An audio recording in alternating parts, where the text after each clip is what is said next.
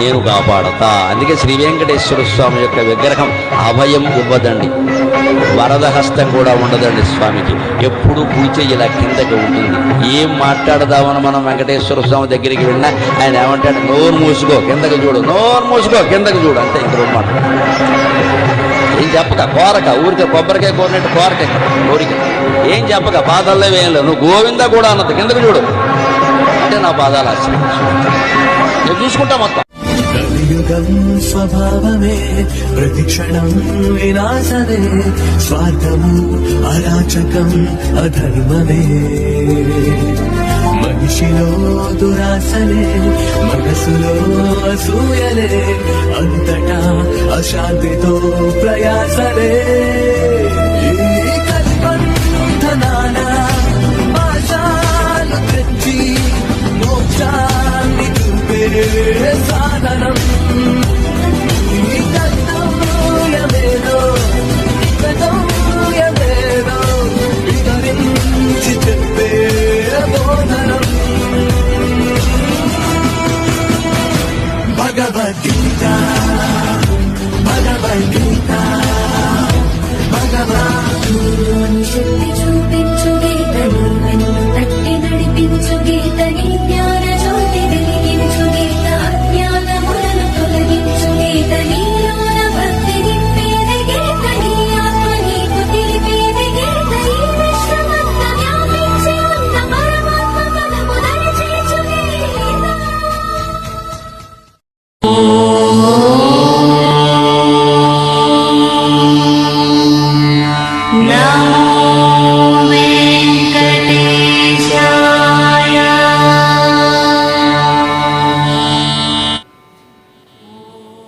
నమస్కారం. కలియుగ భగవద్గీత ప్రేక్షకులకు, అలాగే కలియుగ అన్నమయ్య ప్రేక్షకులకు స్వాగతం, సుస్వాగతం. ఈ వీడియోలో చాలా ముఖ్యమైనది చెబుతున్నాను.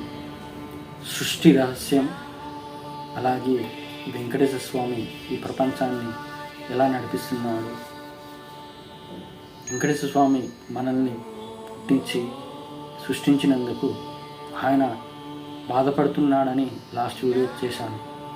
కానీ ఇప్పుడు ప్రపంచ ప్రజలు మారాలి, అలాగే ప్రపంచ ప్రజలు ఎందుకు ఇలా జీవిస్తున్నాము ఈ భూమిపైన అనేది ఆలోచించేటట్టు చేయాలని, ఈ ప్రపంచం సుభిక్షంగా ఉండాలని కోరుకుంటూ ఈ వీడియో చేస్తున్నాను. ముందుగా ఈ ఛానల్ యొక్క ముఖ్య ఉద్దేశం, మనము ఈ జన్మ ఎత్తినందుకు పునర్జన్మ లేకుండా చేసుకోవడానికి, ఆ ఏడుకొండల వెంకటేశ్వర స్వామి శరణు వేడి మనము మోక్షం పొందడానికి. ఇక స్టార్ట్ చేస్తున్నాను. నేను వెంకటేశ్వర స్వామి బాధపడుతున్నాడు అనే వీడియోలో చెప్పాను. ఇప్పుడు ఈ కలియుగంలో ప్రపంచ ప్రజలు జీవించడానికి ఏమి ఇచ్చాడో, ఇచ్చినందుకు మీరు కృతజ్ఞతగా మీరు ఏమి చేస్తున్నారు వెంకటేశ్వర స్వామి కోసం, వెంకటేశ్వర స్వామి అభిప్రాయం నా ద్వారా వివరించాను. దాంట్లో ఏమని వివరించాను, మనకు అన్నీ ఇచ్చాడు, మన జీవన ఉపాధికైనా, మన జీవనం కొనసాగించడానికైనా.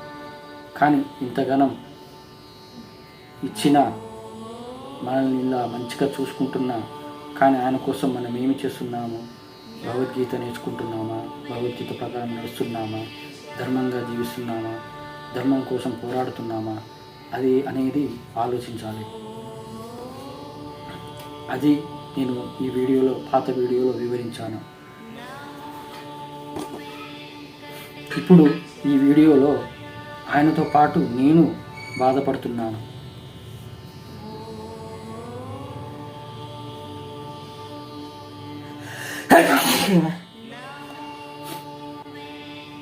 ఆయనతో పాటు నేను బాధపడుతున్నాను.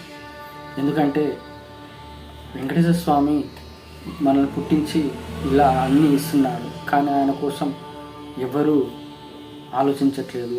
ఆయన ఎందుకు పుట్టించాడు, ఎందుకు ఈ జన్మ రహస్యం, ఏంటి ఈ జన్మరహస్యం ఏంటి అనేది తెలుసుకునే విధానం ఎవరికీ లేదు.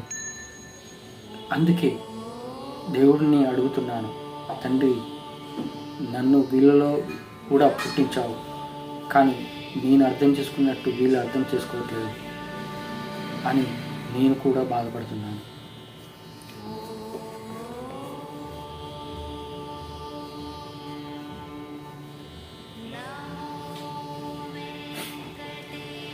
మనల్ని సృష్టించినందుకు, మన కోసం ఈ ప్రపంచాన్ని సృష్టించినందుకు మీకు ఏ కృతజ్ఞత భావంతో జీవిస్తున్నారో నేను వివరిస్తాను ఈ వీడియోలో.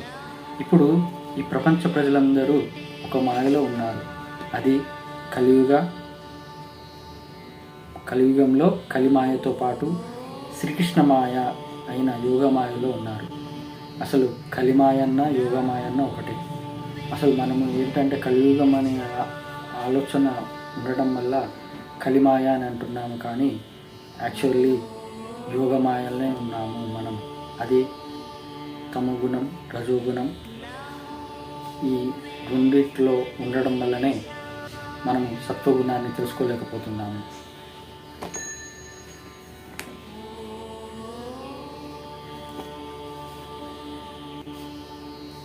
ప్రపంచ ప్రజలు అందరూ ఒకటే మాయలో ఉన్నారు. అదే డబ్బు మాయ. ఈ డబ్బు మాయలో పడి తను ఏమి చేస్తున్నాడో, ఏ మాయలో పడి తన జీవితాన్ని వృధా చేసుకుంటున్నాడో తెలుసుకోలేకపోతున్నాడు. ఇప్పుడు మానవ జీవితానికి అవసరమైనది డబ్బు. అంటే మనము తినడానికైనా, మనము ఏదైనా ఏ పరిస్థితిలో ఉన్నా మనకు ఇప్పుడు డబ్బు ముఖ్యమే. కానీ ఆ డబ్బు అనేది అవసరాల కోసం సంపాదించాలి, కానీ అధర్మంగా ఆస్తులు మూటగట్టుకోవడానికి, గొప్పలు చూపించుకోవడానికి అధర్మంగా సంపాదిస్తే మహాపాపంలో పడిపోతాము. ఆ మహాపాపం మనకే కాదు, మన తరతరాలు కూడా తగిలేటట్టు చేసుకుంటున్నారు. అదే డబ్బు మాయ. తను దీనివల్లనే మనం వృధా చేసుకుంటున్నాము ఈ జన్మను. నేను ఇప్పుడు మీకు ఒక్కొక్క స్టేజ్లో ఎలా ఉన్నారో వివరిస్తాను. ఎవరైనా పుట్టినప్పటి నుండి తల్లిదండ్రుల పర్యవేక్షణలో ఉంటారు. కానీ ఈ తల్లిదండ్రులే వారి పిల్లలకి డబ్బే ముఖ్యమని తెలుసుకునేటట్టు వారి జీవితాలను చదువులతో సంస్కారవంతంగా కాకుండా డబ్బు పిచ్చిలో పడేసి ఈ తల్లిదండ్రులు వారికి వారే నరకంలో పడిపోతూ వారి పిల్లల్ని నరకంలో పడేస్తున్నారు. వారు భగవద్గీత గురించి తెలుసుకోరు, వారి పిల్లలకి తెలియనీయకుండా చేస్తున్నారు. చిన్నప్పుడు స్కూల్లో స్నేహితులతో ఇలాంటి మతం, కులం అనేది లేకుండా చదువుకోవటంతో పాటు బాల్య జీవితాన్ని కొనసాగించాము. కానీ వయసు పెరిగే కొద్దీ వారిలో మతం, కులం అనే పిచ్చితో వారి మనస్సులో ద్వేషాన్ని పెంచి వాళ్ళ స్నేహితులను విడదీస్తున్నారు. ఇది తల్లిదండ్రులే కాదు, చుట్టుప్రక్కల ఎవరైనా కావచ్చు. సోషల్ మీడియా లాంటి వీడియోల ద్వారా చదువు పూర్తయ్యాక ఉద్యోగంలో చుట్టుప్రక్కల వారిలోని ఈర్ష్య, ద్వేషం, అహంకారం, కోపం ఇవన్నీ బయటపడతాయి. అదే జరుగుతుంది కదా. ప్రపంచ ప్రజలందరూ తమ పిల్లల కోసం సంపాదించడము, వాళ్ళను మంచిగా పోషించడము, అలాగే మంచి చదువుతో పాటు వాళ్ళ ఉద్యోగం సంపాదించాక వాళ్ళకు మ్యారేజ్ చేసి లైఫ్ సెటిల్ అయ్యేటట్టు చేస్తారు. కానీ ఇందులో ధర్మంగా ఎంతమంది జీవిస్తున్నారు, ఎంతమంది తల్లిదండ్రులు ధర్మం గురించి చెబుతున్నారు వాళ్ళ పిల్లలకు? ఇలా చేయకుండా వారి పిల్లలను డబ్బే ముఖ్యంగా అని గొప్పలతో చూపిస్తూ కారు, బంగ్లా ఇవన్నీ ఉన్నాయని చూపిస్తూ వాళ్ళల్లో ఒక రకమైన రజోగుణాన్ని బాగా రజోగుణంలో పడేటట్టు చేస్తున్నారు. ఇది పిల్లల నుండి మొదలు పెడితే పెద్దవాళ్ళ వరకు, అలాగే పెద్ద అయ్యేదాకా అలాగే ఉన్నారు. ఇప్పుడు మనం చిన్నప్పుడు స్కూల్లో అందరు ఫ్రెండ్స్తో కలిసి ఉంటాము. అది వాళ్ళు ఏ మతము ఏ కులం అనేది మనకు తెలియదు. ఆ వాటి గురించి ఆలోచించము. ఎందుకంటే పిల్లల ఆలోచన ఏంటి, ఆడుకోవడము చదువుకోవడము తప్ప ఇంకేమీ ఆలోచనలు ఉండవు. కానీ పెద్ద అయ్యే కొద్దీ ఈ సోషల్ మీడియాల వల్ల, రాజకీయ నాయకుల వల్ల, వాళ్ళ వల్ల పెద్ద అయ్యే కొద్దీ కులము మతము అని చిచ్చు పెట్టి వాళ్ళలో ద్వేషాన్ని పెంచి వాళ్ళను విడదీస్తున్నారు. కానీ ఇందులో ఇలా ఈ ఈర్ష్యాద్వేషంలో పడకుండా, ఈ మత పిచ్చి కుల పిచ్చిలో పడకుండా కలిసి ఉన్న స్నేహితులు కూడా ఉన్నారు. వాళ్ళను అప్రిషియేట్ చేయాలి. కానీ ఇలా తల్లిదండ్రులే ఇలా చేస్తే వాళ్ళకు తెలియదు, వాళ్ళకు భగవద్గీత గురించి తెలియదు, భగవద్గీత గురించి నేర్చుకోరు, వాళ్ళ పిల్లలకు నేర్పరు. ఇది వాళ్ళు తెలిసిందే, వాళ్ళకు తెలిసిన జ్ఞానమే, నాకు ఇంతకన్నా ఇంకా జ్ఞానం ఇంకేది ఉండదని అనుకుంటారు. అది అజ్ఞానం. అందుకే నేనేమంటున్నానంటే భగవద్గీత నేర్చుకుంటే ఎంత జ్ఞానము సంపాదించవచ్చో నేను చెబుతాను. అసలు సృష్టి రహస్యం ఏంటనేది ఈ వీడియో చివరిలో చెబుతాను. ఇక పెద్దగా అయ్యాక ఉద్యోగం సంపాదిస్తాము. ఉద్యోగంతో పాటు కొలీగ్స్ వీళ్ళందరూ సుపీరియర్లు అందరూ ఉంటారు. ఇక్కడ ఎంతో ఈర్ష, ద్వేషం, అహంకారం, కోపం ఇవన్నీ అన్నీ కనబడతాయి. కానీ ఇది ప్రతి వారిలో ఉంది. దీని తర్వాత పెళ్ళి అంటే తన జీవిత భాగస్వామితో జీవిస్తూ పుట్టిన పిల్లల కోసం ఒక బాధ్యతగా వారిని ప్రయోజకులుగా తీర్చడానికి. కానీ ఇప్పుడు వారిలోని ఈర్ష్య, అహంకారం, కోపం వల్ల ఒకరికొకరు విడిపోతున్నారు. ఇప్పుడు ఉద్యోగంలో ఇవన్నీ వస్తున్నాయి, ఈర్ష్య, ద్వేషం, అహంకారం. కానీ నేనేమంటున్నానంటే భగవద్గీత నేర్చుకుంటే వాటిని ఎలా తట్టుకోగలుగుతాము, ఎలా ఎదిరించగలుగుతాము. ఇంకోటి ఉద్యోగం లేదని, నాకు ఈ ఉద్యోగం తప్ప ఇంకెక్కడ ఉద్యోగం దొరకదని భావనతో ఉండడం వల్ల భయపడటం, లోపల భయం, నా ఫ్యామిలీ ఉంది, నాకు పిల్లలు ఉన్నారని ఒక సెంటిమెంటల్గా ఫీల్ అయ్యి భయంతో ఉద్యోగం ఎన్నైనా తిట్టినా పడతాము.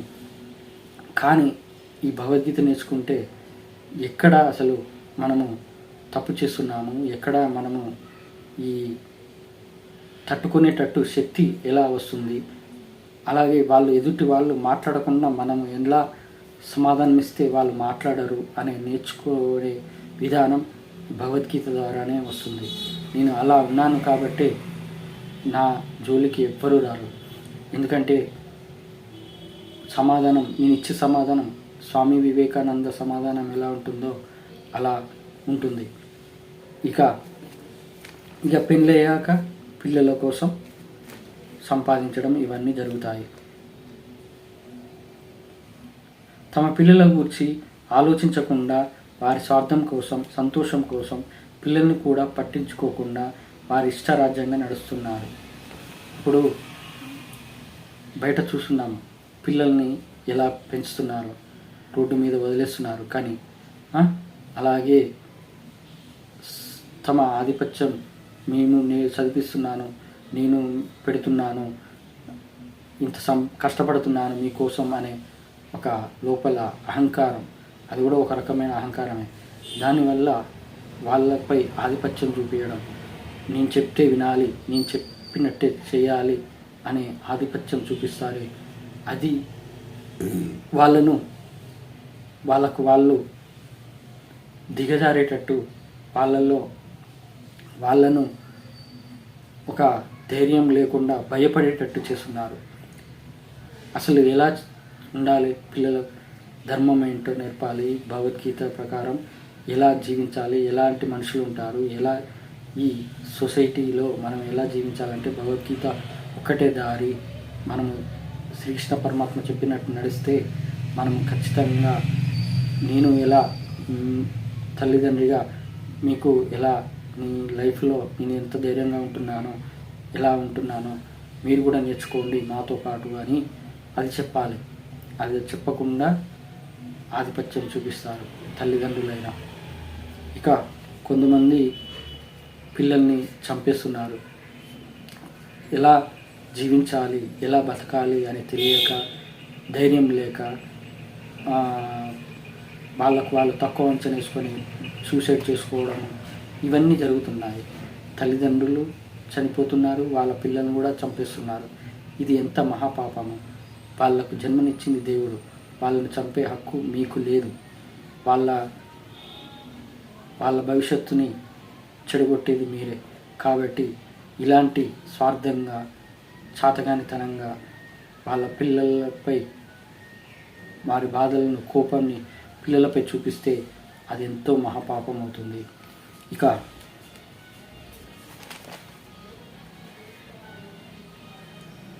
ప్రజలు తమ స్వార్థం కోసం ఎవరినైనా ఎన్నుకొని వారికి పదవి ఇచ్చి వారిని చెడగొట్టుతూ, ప్రజలు కూడా వారి పిల్లల భవిష్యత్తుని చెడగొట్టుతున్నారు.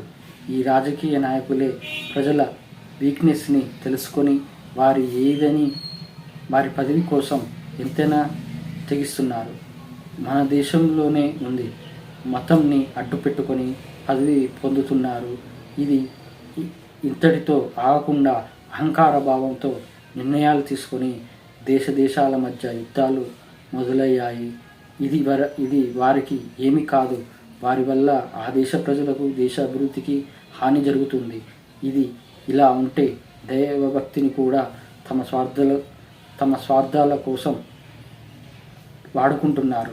దైవభక్తి అంటే ఎప్పుడో ఒకసారి వచ్చే సంవత్సరానికి పండుగకి గుడికి వెళ్ళి కొబ్బరికాయ, ప్రత్యేక పూజలతో దేవుణ్ణి దర్శనం చేసుకొని ఇదే దైవభక్తి అని భావించి జీవించేవారు కొంతమంది ఏదో 4 మాటలు చెప్పి, పురాణాల గురించి చెప్పి 4 శ్లోకాలు చెప్పగానే వారు ఏదో పెద్ద ఆధ్యాత్మికవేత్త అని భావించి, వారిని ఏదో పెద్ద మనిషిలా భావించి ప్రజలు వారే తక్కువ అంచనా వేసుకుంటారు.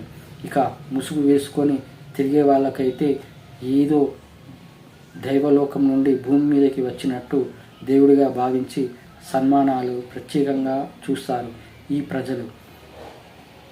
ఇక ఇది రాజకీయ నాయకులు. అసలు రాజకీయ నాయకుడికి, నిజమైన నాయకుడికి తేడా చెప్తాను.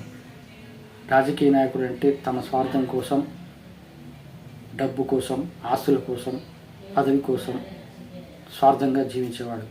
అదే నిజమైన నాయకుడు అంటే, నేను ఇలా నాకు ఈ జన్మనిచ్చినందుకు ఆ దేవునికి కృతజ్ఞతగా ఈ ప్రజల కోసమే నేను జీవిస్తున్నాను, ఈ ప్రజల మంచి చెడ్డలు చూడటమే నాకు ఈ బాధ్యత, నాకు ఎలాంటి డబ్బు, ఆస్తి, అలాగే ఎలాంటి ఆశలు లేకుండా ఉన్న దాంట్లో సంతోషంగా ఉండి నా ప్రజల కోసమే జీవిస్తాను అనే వాడే నిజమైన నాయకుడు. కానీ ఇప్పుడు ఎలా ఉంది, అందరూ మూటలు కట్టుకోవడము, అలాగే ప్రజల సొమ్మును తినటము, ఇలా ఎన్నో చేస్తున్నారు. ఇది వాళ్ళకు ఇప్పుడు సంతోషంగానే అనిపిస్తుంది, కానీ అది మహాపాపం అవుతుంది. ప్రజల సొమ్మైన దైవ సొమ్మైన తింటే అది తరతరాలు తిప్పి కొడుతుంది. అంటే ఎన్నో మహాపాపంలో పడిపోతారు. అనుకోకుండా ఎన్నో రోగాలు, ఎన్నో ప్రమాదాలు ఎన్నో జరుగుతాయి. ఇది తెలుసుకోవాలి. మరి ఇలా నిజమైన నాయకుడు ఎక్కడి నుంచి ఎంచుకోవాలంటే, ఫస్ట్ సర్పంచ్, ఊరిలో సర్పంచ్ ఉంటారు. సర్పంచ్ ఇప్పుడు నేను చెప్పిన విధంగా ఎవరైతే నేను నా స్వార్థం లేకుండా నిస్వార్థంగా ప్రజల కోసమే జీవిస్తాను అనే భావన ఉన్నవాడే నిజమైన నాయకుడు. అలాంటి వాడిని ఎంచుకోండి. అదే సర్పంచ్, ఊరు సర్పంచులు అలా ఒక్కొక్కరు ఎంచుకుంటే మండలం మొత్తంలో ఎవరో ఒకరు నియోజకవర్గానికి అభ్యర్థిగా నిలబడతారు. ఒక్కరినే ఎంచుకోవాలి, ఇక్కడ పోటీలు ఉండకూడదు. అలా ఎంచుకొని మంచి వాడిని ఎంచుకొని వారిని ఎమ్మెల్యేగా చేసి, అలాగే ఎమ్మెల్యేలు అలా ప్రతి నియోజకవర్గంలో ఎమ్మెల్యేలు అందరు కలిస్తే సేమ్ ఇలాంటి నిజమైన నాయకులు అయితే ఆ ఎమ్మెల్యేలే రేపు ఒకరిని సీఎంగా చేస్తే ఆ సీఎంఏ నిజమైన నాయకుడైతే ఆ రాష్ట్రం మొత్తం అభివృద్ధి పదంలో ఉంటుంది, ఎలాంటి కరప్షన్ లేకుండా. ఇప్పుడు హీరో విజయం చేస్తున్నాడు తమిళనాడు ముఖ్యమంత్రి. ఆయన ఎంత కష్టపడితే ఎంత బాధపడితే ప్రజల బాధల్ని అర్థం చేసుకుంటే అలా చేస్తున్నాడు. అది అర్థం చేసుకోండి. అలాంటి వాళ్ళు కావాలి ఈ దేశానికి. అలా రాష్ట్ర ముఖ్యమంత్రి ఒకరైతే అలా ఒక్కొక్క రాష్ట్రంలో ముఖ్యమంత్రులు ఎంచుకొని ఆ రాష్ట్ర ముఖ్యమంత్రులందరూ ఒక్కరిని ప్రధానమంత్రిగా ఎంచుకుంటే అప్పుడు ఆ ప్రధానమంత్రి దేశాన్ని అభివృద్ధి చేస్తారు. ఎలాంటి పేదవాళ్ళు లేకుండా, ఆకలి చావు లేకుండా బతికే రోజు ఆ దేశం ఎప్పుడు వస్తుందో అప్పుడే అభివృద్ధి. ఈ బుల్లెట్ ట్రైన్లు, ఈ బిల్డప్లు ఇచ్చే ఈ గొప్పలు చెప్పుకునే ఈ అభివృద్ధి అనేది అది ఎంతవరకు అయినా అది ప్రకృతి బీభత్సం చేస్తే అవి ఎప్పుడైనా నాశనం అయిపోతాయి. ఇక ఇలా ఒక దేశ ప్రధానిగా ఒకరు ఎంచుకుంటే ఆ ఒక్కరు తదనంతరం మళ్ళీ ఇంకొకరు ఉంటారు రెడీగా. ఎందుకంటే అందరూ నిజమైన నాయకులు కాబట్టి. అలా ఉంటేనే దేశం బాగుపడుతుంది. ఇలాంటి దేశం, ఒక్క దేశం బాగుపడితే ఈ దేశం చూసి ఇంకొక దేశం మారుతుంది. అక్కడ ప్రజలు మారుతారు. ఆ దేశం మారితే ప్రపంచం మొత్తం మారుతుంది. అప్పుడే ప్రపంచం సుభిక్షంగా ఉంటుంది. కానీ ఇప్పుడు యుద్ధాలు, నీకు ఇంత ఉంది, నాకు ఇంత ఉంది, నీ దమ్ము నా దమ్ము అని చూసుకుంటే అది ఎవరికి నాశనం? ప్రజల నాశనం. ఇక ఇది ఇంకోటి చెబుతాను, అది సృష్టి రహస్యంలో చెబుతాను.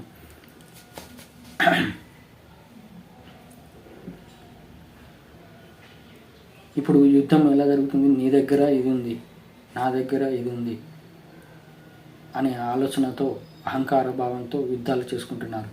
కానీ దేవుడు ఇచ్చింది అందరు కలిసి ఉండాలనే ఒక్కో దేశంలో ఒక్కొక్కరికి ఒక వనరుల్ని ఇచ్చాడు.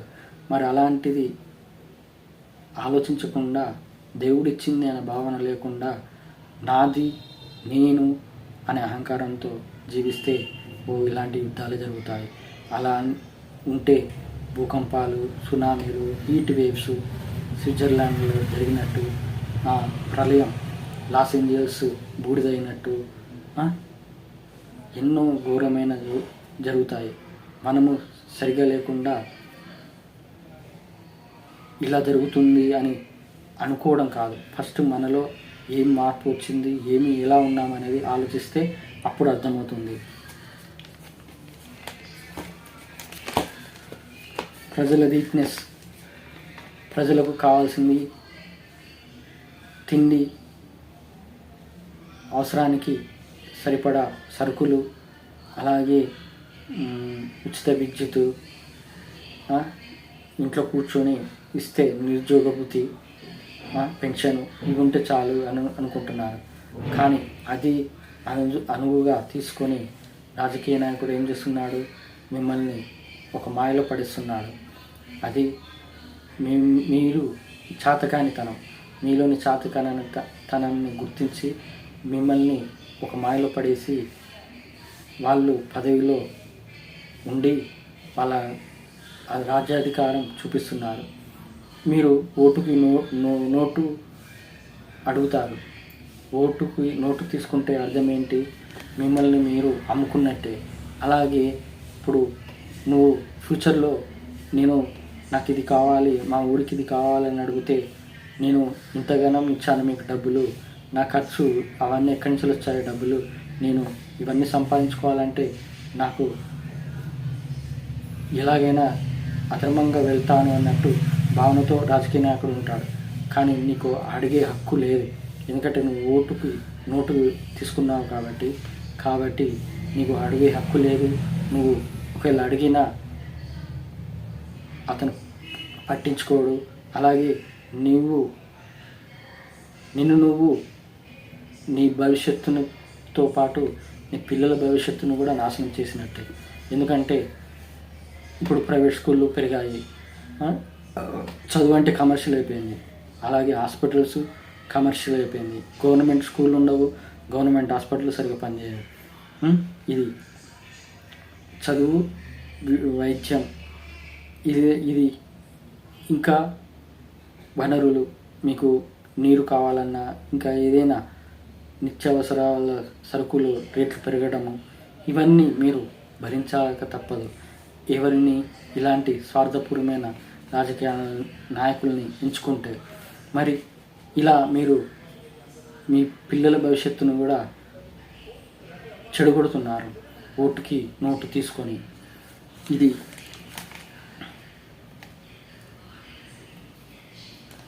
మతంని అడ్డం పెట్టుకొని ఈ పదవులు కొనసాగిస్తున్నారు. అందరూ ముస్లింలు, క్రిస్టియన్స్, అందరూ హిందువులు అందరూ జంతర్ మంతర్ సిజేపీ స్ట్రైక్లో ఎంత మంచిగా కలుస్తున్నారు. మరి అలాంటి భావన ఎందుకు? స్వార్థపూరితమైన ఈ రాజకీయ నాయకుల వల్ల వాళ్ళు ఈ ఎవరిని సోషల్ మీడియాలో మనుషుల్ని పంపించి వాళ్ళతో ఈ మతం మధ్య విద్వేషాలు పెట్టడము, మతం మధ్య ద్వేషాలు పెంచడము, ఇవన్నీ చేస్తున్నారు. వీళ్ళు పాపంలో పడటమే కాదు, ఇతరులను కూడా పాపంలో పడేస్తున్నారు. అది తెలుసుకోవాలి.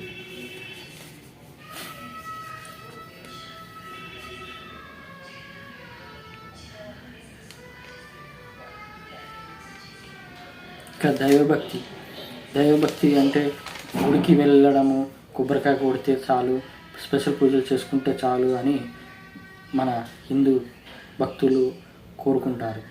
కానీ ఆలోచిస్తారు కూడా. కానీ అది కాదు. ఎవరైతే భగవద్గీత నేర్చుకొని ధర్మంగా జీవిస్తారో వాళ్ళే నిజమైన దైవభక్తులు. ఇది దొంగ భక్తితో చేసే ఈ కొబ్బరికాయలు పూజలు చేసేవి దొంగ భక్తితో సమానమే. ఎందుకంటే నీలో స్వార్థం ఉంటుంది, కోరికలు ఉంటాయి. ఇవి తీర్చుకోవడానికే నువ్వు చేస్తున్నావు.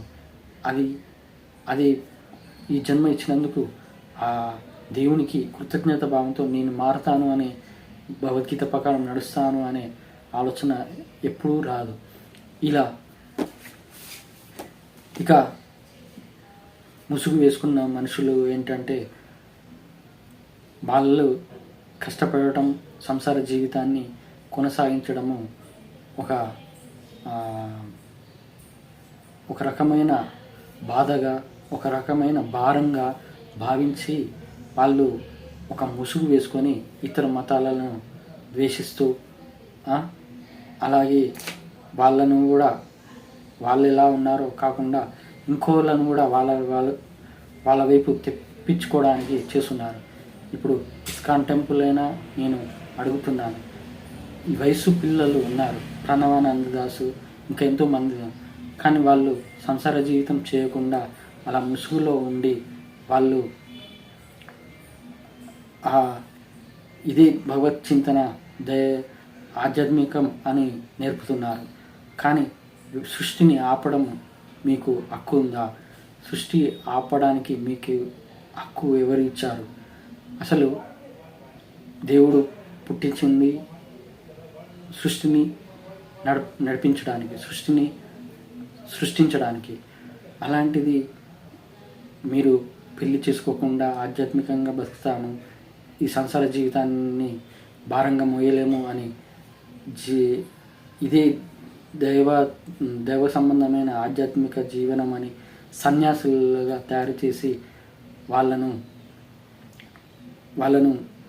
వాళ్ళతో పాటు ఈ ప్రజల్లో కూడా అలాగే ఆధ్యాత్మికం అంటే సన్యాసం తీసుకోవాలి అనే భావనతో వాళ్ళలో ఒక రకమైన ఫీలింగ్ తెప్పిస్తున్నారు.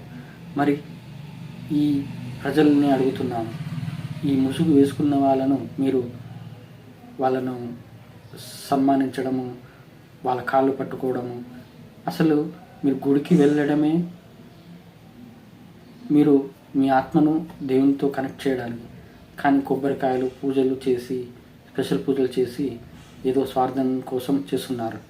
సరే, ఇది ఇలా ఉంటే ఈ ముసుగు వేసుకున్న వాళ్ళను వాళ్ళు ఏదో చెబితే నమ్మేసి వాళ్ళు చెప్పిందే దైవ సంబంధమైన విషయం అని భావించి మీలో పరమాత్మ ఉన్నాడని తెలుసుకోకుండా, భగవద్గీత ప్రకారం తెలుసుకోకుండా మీకు మీరే వాళ్ళ మాయలో పడిపోతున్నారు. వాళ్ళకు డొనేషన్లు ఇవ్వడము, వాళ్ళను 3 పూటలు మంచిగా తినేలా మీరు చేస్తున్నారు. మరి ఇలా మీరు ఉంటే మిమ్మల్ని మార్చేది ఎవరు? మీరు ఎప్పుడు మారుతారు? ఏడుకొండల వెంకటేశ్వర స్వామి నా ప్రకారం చెబుతున్నాడు, సంసార జీవితాన్ని కొనసాగిస్తూ ధర్మంగా భగవద్గీత ప్రకారం జీవించే వాళ్ళకి మోక్షం కలుగుతుంది అని. అలాంటి వారిని నేను దగ్గర తీసుకుంటాను అని. ఇది నేనే ఉదాహరణ. మరి నాకు కలిగిన ఆ వెంకటేశ్వర స్వామి అనుగ్రహం మీకు కలగాలి, మీరు నేర్చుకోవాలి, మీరు మారాలి. మరి ఎప్పుడు మారుతారు? ఇది మీ ఆలోచన విధానం మారితేనే మీరు మారుతారు. అది సత్వగుణం, రజోగుణం, తమోగుణం అంటే ఏంటో భగవద్గీత ప్రకారం తెలుసుకుంటే మీరు మారుతారు.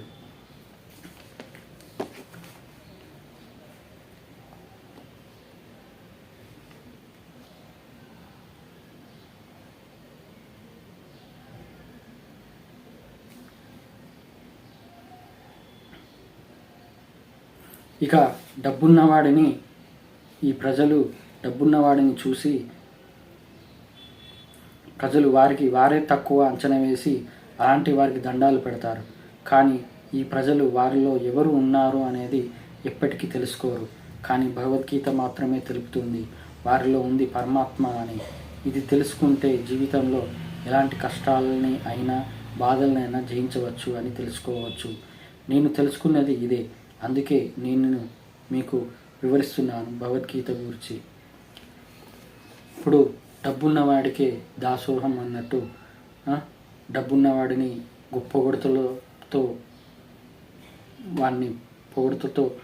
పొగడ్తలతో వాడిని ఇట్లా హై లెవెల్ స్టేజ్కి తీసుకురావడం, వాళ్ళలో అహంకారం పెంచడము, నా అంతటా వారు లేరు అనే ఆలోచన వచ్చేటట్టు చేయడం ప్రజలదే రాంగ్. ప్రజలే కారణం. ఇక మీరు నాకు ధనం లేదు, నేను ఇలాగే జీవిస్తున్నాను, మీరు ఈ ఆలోచనతో ఉండడం వల్ల ఏంటంటే మీలో ఉన్న పరమాత్మను తెలుసుకోలేకపోతున్నారు. యాక్చువల్లీ ఏంటంటే డబ్బు లేకపోయినా మనశ్శాంతిగా ఆత్మసంతృప్తితో జీవించేటట్టు చేసుకునేదే ఒక భగవద్గీత ద్వారానే. మరి నీకు నువ్వు తక్కువ అంచనా వేసుకొని నువ్వు జీవిస్తే అది దేవునికి నచ్చుతుందా? నచ్చదు. మరి ఆ దేవుడికి నచ్చాలంటే నీలో ఉన్నది ఎవరో తెలుసుకోవాలి. అర్జునుడు కూడా అలాగే కుంగిపోతే అతనికి ఆత్మజ్ఞానం, ధైర్యం, అలాగే శరీర జ్ఞానం, దైవం సంబంధమైన విశ్వరూపం, శ్రీకృష్ణ పరమాత్మ విశ్వరూపం, ఈ సృష్టి మాయ, కలిమాయ అన్నీ వివరించాడు. ఎలా ఉండాలి, ధైర్యంగా ఉండాలి, ఎలా తట్టుకోవాలి, ఎలా నాపై భారం వేయాలి, ఎలా నాపై భారం వేస్తే నువ్వు ధైర్యంగా ఉండగలుగుతావు అనేది అన్నీ శ్రీకృష్ణ పరమాత్మ చెప్పాడు. మరి ఆ భగవద్గీత తెలుసుకోకుండా మీకు మీరు తక్కువ అంచనా వేసుకొని డబ్బున్నవాడిని ఇంకా డబ్బు పెరిగేటట్టు చేస్తున్నారే, అది మీరు చేసే తప్పు. దేవునికి కావాల్సింది మీ ఇష్టంగా జీవించమని కాదు, తన ఇష్టంగా జీవించమని. ప్రపంచంలో ఎన్నో వేషాలు ఉన్నాయి. ఒక్కొక్క దేశంలో ఎన్నో రకాలైన మనుషులు ఉన్నారు. ఒక్కో దేశం అభివృద్ధిలో మొదటి స్థాయిలో ఉంటే ఒక్కో దేశం అభివృద్ధిలో లేకుండా ఆ దేశ ప్రజలు తిండికి, బట్టకి, జీవనానికి సహాయం అందించే వాళ్ళు లేకుండా దుర్భరమైన జీవితాన్ని కొనసాగిస్తున్నారు.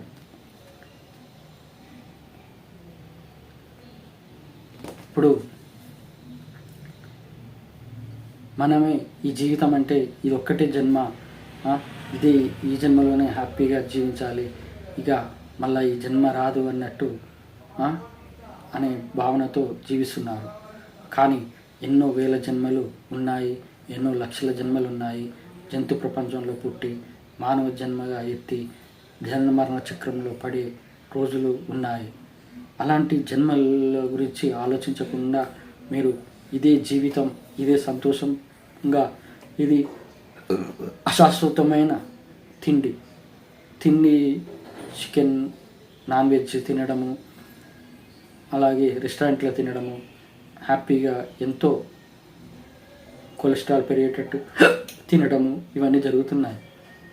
తర్వాత రోగాలు తెచ్చుకొని వాటిని తగ్గించుకోవడానికి జిమ్ములు, వాకింగ్లు చేస్తున్నారు. ఇది ఒక రకమైన తమో గుణం. అలాగే ఇక సినిమాలు, ఎంటర్టైన్మెంటు వాటిలో పడి ఇదే 2 గంటల సినిమా చూసే సినిమా కోసం అప్పటి వరకు ఉన్న అశాశ్వతమైన సంతోషం కోసం అదే జీవితం అని జీవిస్తున్నారు. ఇంకా ఎన్నో రకాలమైన డబ్బు ఉంటే చాలు ఆనందపడడానికి ఏమేమి అవకాశాలు ఉన్నాయో అశాశ్వతమైన సంతోషాల గురించి ఆలోచిస్తూ జీవితం అంటే ఇదే అని భావిస్తున్నారు. ఇప్పుడు ఒక దేశం అభివృద్ధి చెందింది, చైనా, జపాన్, అమెరికా, ఇక ఇవి హయ్యెస్ట్ లెవెల్లో ఉన్నాయి. ఇప్పుడు చైనా డెవలప్ అయింది టెక్నాలజీ లెవెల్లో, కానీ కాలిఫోర్నియా కూడా ఉంది, అదే అమెరికా.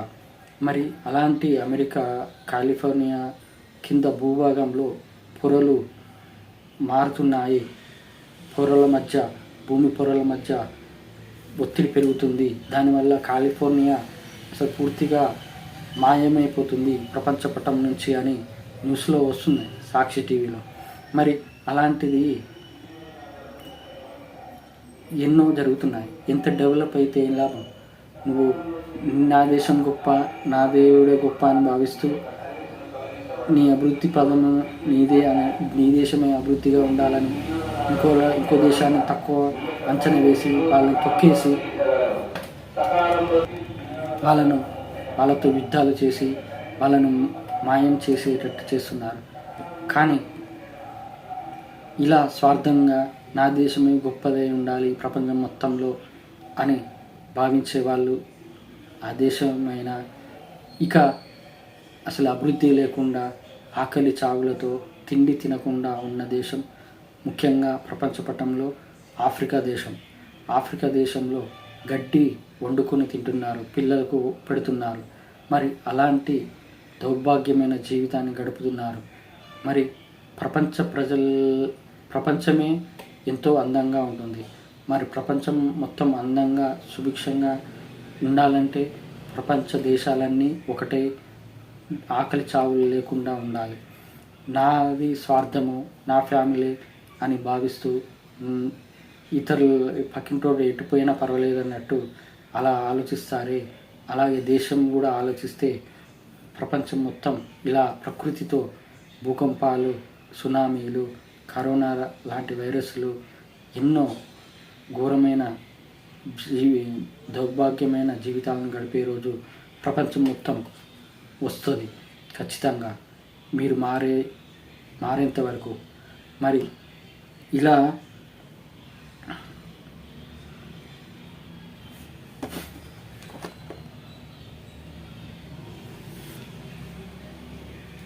ఇక ఆ ఏడుకొండల వెంకటేశ్వర స్వామి తన గుడికి వచ్చే విరాళాలను చూసి మురిసి పడరు. తను సృష్టించిన ప్రజలు ఏమి చేస్తున్నారా అని గమనిస్తూ ఉంటున్నాడు.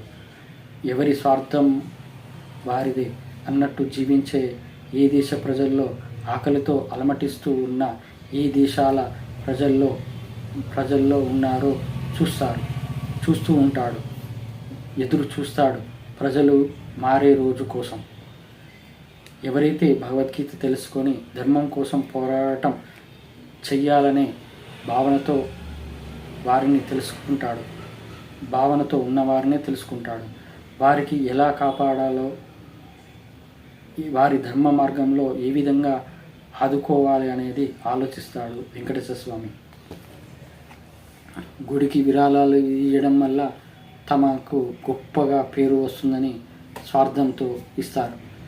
ఇది దేవుడు చూడడు. ఇప్పుడు కమర్షియల్ గుళ్ళు అయిపోయాయి. ఒక టెంపుల్ నుంచి ఇంకో టెంపుల్ని కోట్లు ఖర్చు పెట్టి కడుతున్నారు.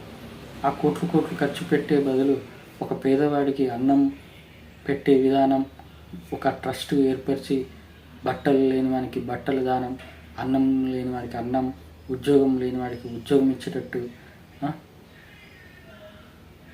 అలాగే చదువుకుందామని అనుకునే వాళ్ళకు చదువుకునేటట్టు చేయొచ్చు కదా. ఆ 100 కోట్లు వాటి ఖర్చు పెట్టే బదులు దేవుడు గుడిలో ఉండడు, మీలోనే ఉన్నాడు. అది తెలుసుకోవాలి. అది తెలుసుకోకుండా మీరు గుడికి వెళ్ళి గుడిలోనే ఉన్నాడని భావిస్తే అది ఎప్పటికీ మీరు నిజమైన దైవభక్తులు కారు.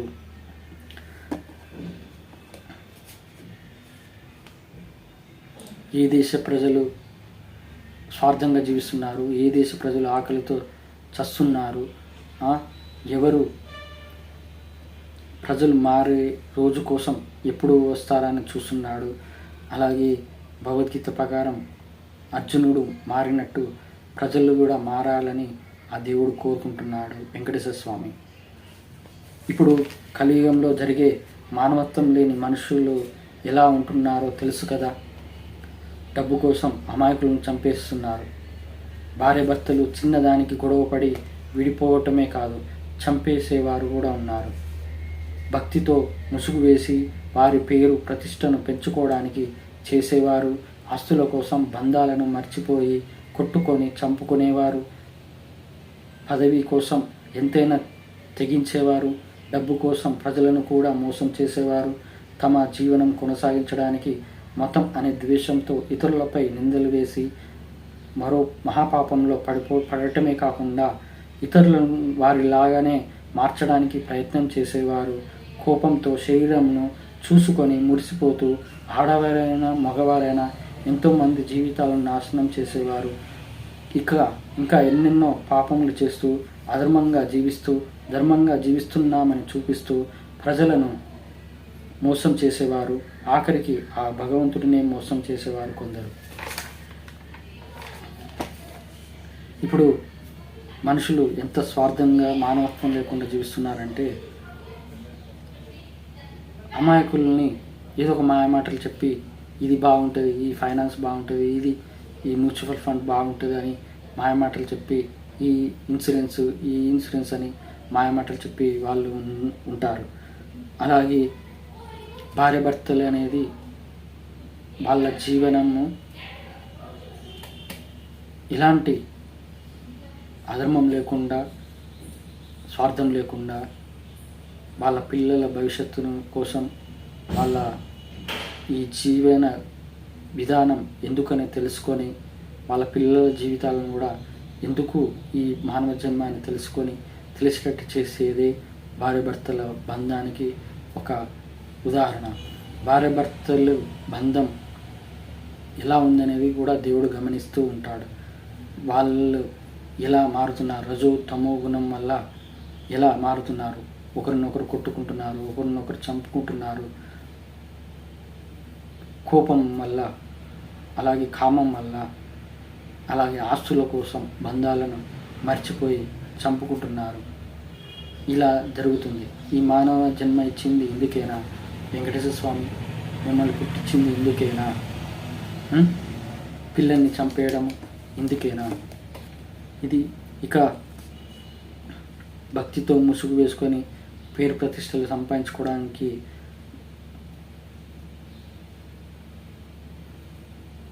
ఒకరిని మాయలో పడేసి దైవం అంటే ఇదే, దైవం నేను చెప్తే మీరు సంతోషంగా ఉంటారు, మిమ్మల్ని బయటపడేస్తాను ఈ దోషం నుంచి ఆ దోషం నుంచి అని మాయమాటలు చెప్పి డబ్బులు లాగేవాళ్ళు. ఇదో ఒక రకం. పదవి కోసం ఎంతైనా తెగిస్తారు.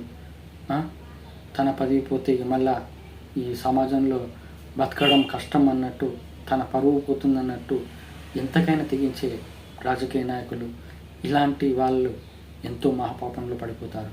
ఎందుకంటే మనిషిని కూడా చంపే అంత అహంకారం, అంత కోపం, అంటే మనిషిని చంపే విధానం, మానవత్వం లేకుండా ఉంటారే వాళ్ళు తరతరాలు ఘోరమైన జీవితాన్ని గడుపుతారు.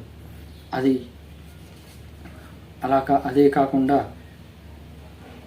ప్రజలను డబ్బు కోసం ప్రజలను మోసం చేస్తారు. చిట్ ఫండ్ అని, అదని ఇదని, ఏదో ఒక రకంగా ఫైనాన్స్ అని.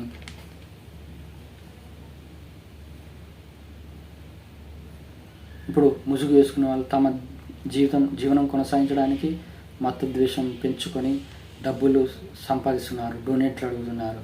వాళ్ళు ఒక ప్రోగ్రాంకి వస్తే డబ్బులు ఇస్తే చాలు, నేను మతద్వేషం పెంచడానికి ఎన్ని మాటలైనా మాట్లాడతాను అని సోషల్ మీడియాలో కూడా తయారవుతున్నారు.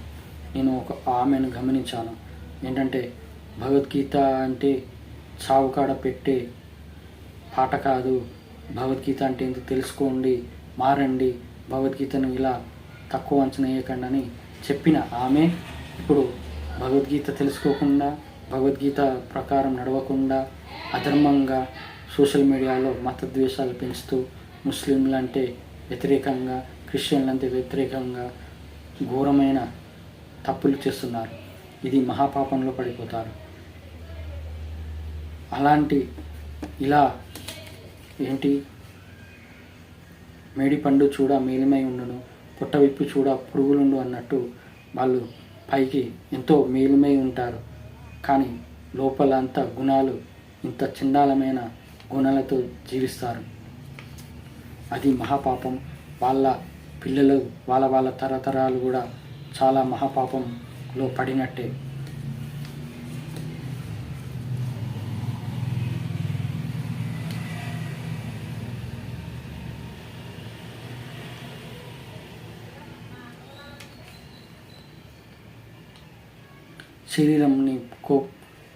శరీరంని చూసుకొని మురుస్తారు. ఇది కూలిపోయే శరీరం. చనిపోతే నీలో ఉన్న, కడుపులో ఉన్న మలమూత్ర విసర్జనలో ఉన్న బ్యాక్టీరియా ద్వారానే నీ శరీరం కూలిపోతుంది. అలాంటి ఈ శరీరాన్ని చెమట వాసన వస్తుంది. ఇలాంటి శరీరాన్ని నువ్వు ఒక పుండు అయితే వాసన చూస్తే అది గబ్బు వాసన వస్తుంది నీ శరీరం నుండి. బొక్క బయటపడితే, యాక్సిడెంట్లు బొక్క బయటపడితే ఆ బొక్కల నుంచి వాసన వస్తుంది. అలాంటి శరీరాన్ని చూసుకొని మురుస్తారే. వక్షోజాలను చూసుకొని ఆడవాళ్ళు ఎంత ఘోరంగా బిహేవ్ చేస్తున్నారు సోషల్ మీడియాలో. అది ఎంత ఘోరమైన రోగాలు తెచ్చిపెడతాయంటే, నీ శరీరాన్ని నువ్వు ఎంత మురిసిపోతున్నావో చూసుకొని అదే శరీరం నుండి ఎంతో పెద్ద రోగం వస్తుంది. ఆ శరీరం అంటే అసహ్యం వేసే రోజు నీకు తెప్పిస్తాడు, అలాంటి శిక్ష వేస్తాడు దేవుడు. అందుకే తమో గుణం, అది కూడా ఒక తమో గుణం లాంటిది. ఆ శరీరాన్ని చూసుకొని మురగటం, ఆ తమో గుణం వల్ల నువ్వు మహాపాపంలో పడిపోతావు. ఏంటంటే సిగరెట్, మద్యపానము, గుట్కాలు తినేవాళ్ళు వాళ్ళ శరీరాన్ని పాడు చేసుకుంటున్నారు. అదే ఎట్లనో ఇది కూడా వాళ్ళు పాడు చేసుకుని మహాపాపంలో పడిపోతున్నారు. జంతు ప్రపంచంలో పుడతారు. మరి ఇలా ఆడవాళ్ళే ఇంత ఘోరంగా తయారవుతుంటే, ఇక మగవాళ్ళు బాడీ బిల్డర్ అవ్వడము, జిమ్కి వెళ్ళి ఇక అది ఆ శరీరాన్ని చూసుకోవడము, మురగడము, దాని ద్వారా కాము ఉద్రిక్తులై అక్రమ సంబంధాలు ఇవన్నీ జరుగుతున్నాయి లోకంలో. ఇది చాలా మహాపాపంలో పడిపోతున్నట్టే.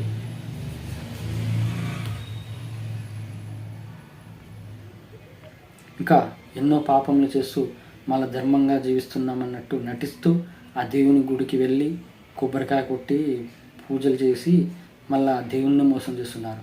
యాక్చువల్లీ నేను చెప్తాను, పరమాత్మ నీలో ఉంది. మనస్సాక్షి అనేది చెబుతూ ఉంటుంది నీకు. ఆ మనస్సాక్షి చెబుతున్నాను కూడా నువ్వు నడుచుకోకుండా వెళ్తున్నావే అంటే నువ్వు మోసం చేసుకున్నట్టే, ఆ దేవుడిని మోసం చేసినట్టే. ఇది తెలుసుకోవాలి.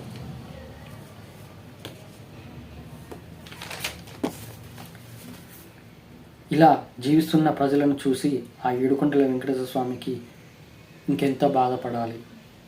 సృష్టించిన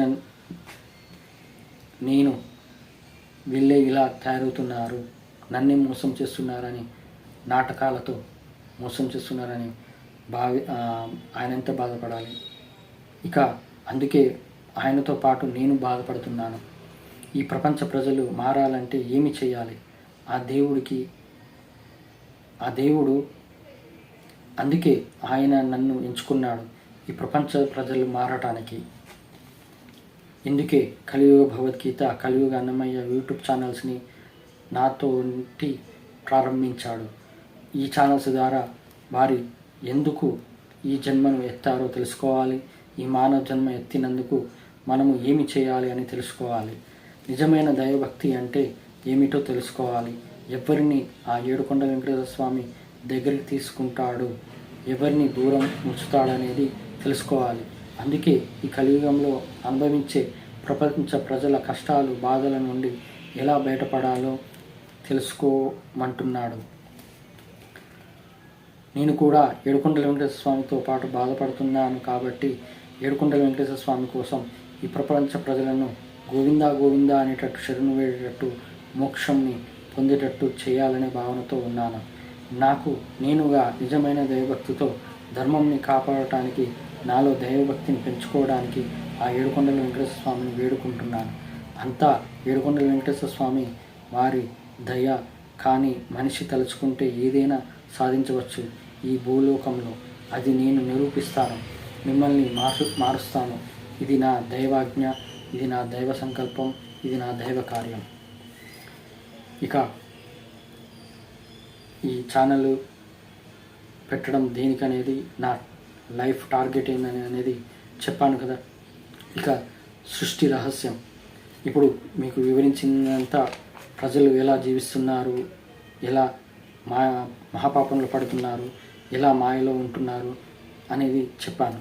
ఇప్పుడు సృష్టి రహస్యం చెబుతాను. ఇప్పుడు నేను ఆలోచించేవాడిని. నాకు ఇప్పుడు ఎలా ఉందంటే, నా మైండ్ ఎలా ఉందంటే పూర్తిగా ఆయన వైపే ఉంది. ఆయన చెప్పినట్టు నడవటం, ఆయన ఇచ్చే ఆలోచన వల్ల అలా రూట్లోనే వెళ్ళటం. ఇక ఆయన నా మైండ్ని ఎలా మార్చాడంటే, ఈ తమో గుణం, రజోగుణం నుండి పూర్తిగా బయటపడేశాడు. సత్వగుణంతో ఆయన వైపే, ఆయన నామస్మరణ చేస్తూ జీవించేటట్టు చేశాడు. అలాగే నాలో ఎంతో దైవశక్తిని నింపాడు. ఆయనపై ఉన్న నమ్మకం, ధైర్యం, ఆయన నాకు తోడు ఉన్నాడనే భావనతో, ఆయన రక్షిస్తాడనే ఆల్రెడీ కలలో వచ్చి నేనున్నాను నీకు అని నా తలపై ఆశీర్వదించాడే, ఒళ్ళో పెట్టుకుని నా తలను ఓదార్చాడే. అప్పుడే అర్థమైంది నేను నీకున్నాను.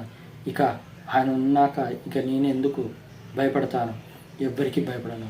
నా ప్రాణానికి కూడా భయపడను.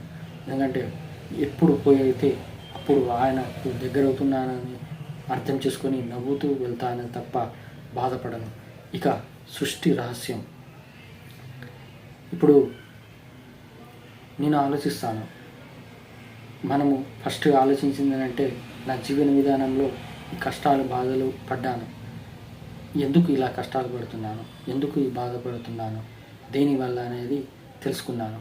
అది పూర్వజన్మ వాసనలు, పూర్వజన్మ పాపం, వీటి వల్ల అని. ఇక దీని నుంచి నేర్చుకున్నాక నాకు దైవభక్తి అంటే ఎలా ఉండాలి, నిజమైన దైవభక్తిగా ఎలా జీవించాలనేది, దైవభక్తుడిగా జీవించాలనేది తెలుసుకున్నాను.